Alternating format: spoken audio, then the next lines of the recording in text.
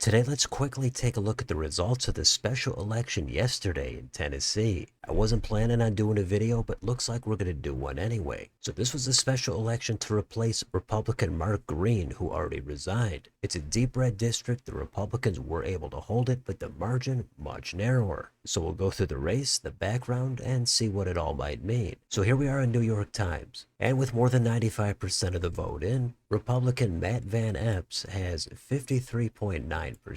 Aftyn Behn, the progressive Democratic challenger, is at 45. Now you can see right down here, this 9% margin for Van Epps is reduced from the 24 margin in the U.S. House by Mark Green, who won it by 21, and Donald Trump in this same district in that same election won it by 22. So we're looking at about a 13-point swing toward the left. We've seen this pattern over and over. It was big in New Jersey, it was big in Virginia, as well as Georgia. We saw this a lot during 2017 and 18, during the first 2 years of the first Trump term. Now that'd be a whole separate video to look at those special election swings, but I keep on saying the party out of power tends to be more motivated, and they seem to be making gains here. Now special elections could also have some unusual turnout. More Dems might have turned out, Republicans might have sat home. But you can see this district here on the right. A lot of red counties here except for one. Davidson County that has part of Nashville. That's the one that went overwhelmingly blue. You can see Bain there, won it by 56. But the rest of these counties,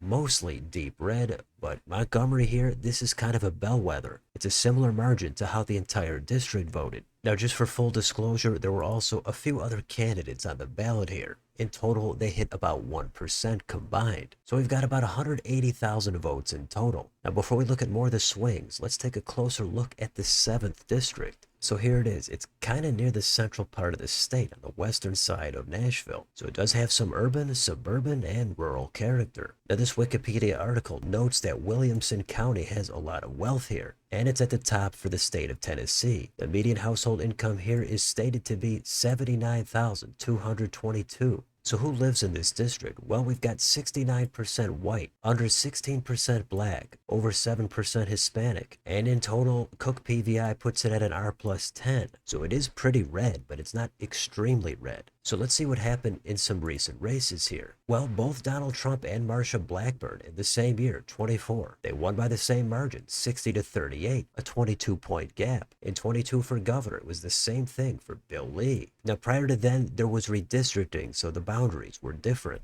But generally the district is a little less red the farther back you go. Now for a more immediate comparison, let's go back up here. Let's take a look at the recent U.S. House results. Again, we want to focus our time on after the last round of redistricting. So here's Mark Green. Again, he won by about 21 to 22 points. He's within about a point or so of Trump. He's at 59.5. In 22, he was at about 60%. The Dems sitting there at about 38%. And also take note of, in this election, there were 180,000 votes cast. That's just about what we saw in the special election. Now when you go back further, the district was a little bit redder, but again, those were different boundaries. And here's the same map back in 24 with Mark Green. None of the counties have flipped here, but the margin is way wider here for Green. If you look at the precincts, the darkest blue vote is going to be in Nashville. There's a little bit of lighter blue up here as well on the border. So with Green resigning in this red state, was there really any concern that this district could flip? Well, yeah, a little bit. Here's the election on Wikipedia. So how did we even get to an 8-point win for the Republican, down from 21 with Mark Green? Well, if we take a look at the background here, first we've got the primaries, and Van Epps did get the Trump endorsement here. In red districts, that's usually a pretty good sign for the Republican.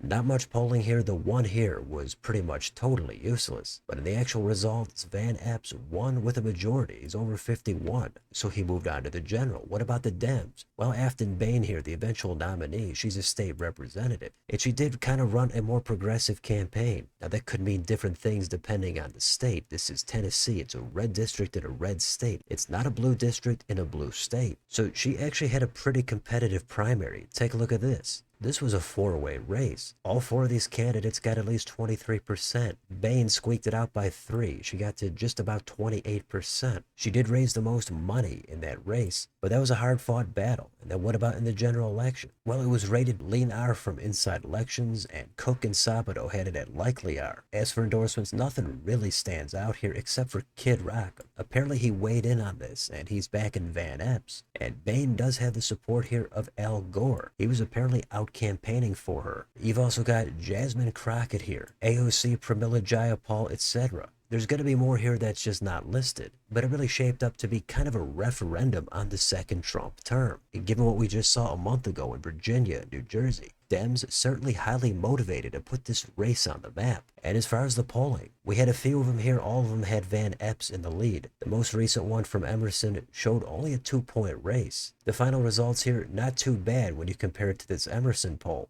Behn at about 45. Looks like the undecideds might have broke for Van Epps. That got him up to almost 54%. So pretty good showing here for Behn. A little bit shaky for Van Epps. But ultimately the district was just too red, too much of an uphill climb to flip. So let's go back here and see how each county moved. Every place shifted toward the left. The biggest mover here was Davidson County. That was by far the bluest. Behn won it by 56. That shot 20 points to the left. But then the red counties also in that direction. The lowest one here is Wayne County. That went at 6.9 toward Behn. But you can see here it was still extremely red. Van Epps won it with 85%. Dems want this to set the stage for the upcoming midterms. If counties and districts in red states like Tennessee are going to move 5, 10, maybe even 15 points toward the left, they're going to be making some gains, potentially flipping some unexpected seats up and down the ballot. Now again, special elections are kind of unpredictable. When you start to see a pattern over and over, it should spook Republicans for the midterms. We did see something similar where Dems overperformed in special elections leading up to 2024, but then in that election it really didn't amount to much. Republicans were the ones that overperformed. So we'll go down here and wind down this video. There's always going to be more special elections coming up in different places, but Aftyn Behn has made a name for herself. Like we've seen in other elections, when somebody overperforms, they easily could try to run for another office, something statewide, Senate, governor. And meanwhile, Matt Van Epps is going to keep this seat in Republican hands and finish out the remainder of Mark Green's term. The GOP has to hope something changes between now and the midterms. Meanwhile, Democrats are going to be out there saying this is a referendum against the Trump administration. If you're not happy with the way things are going, vote them out. And I think in politics,